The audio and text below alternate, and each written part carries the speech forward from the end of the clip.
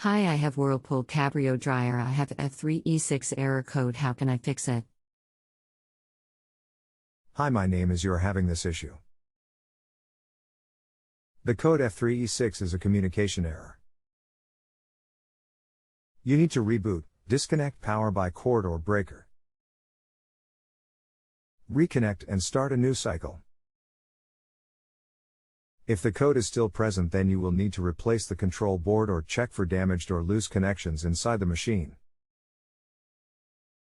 I hope this helps. This code is a moisture sensor open.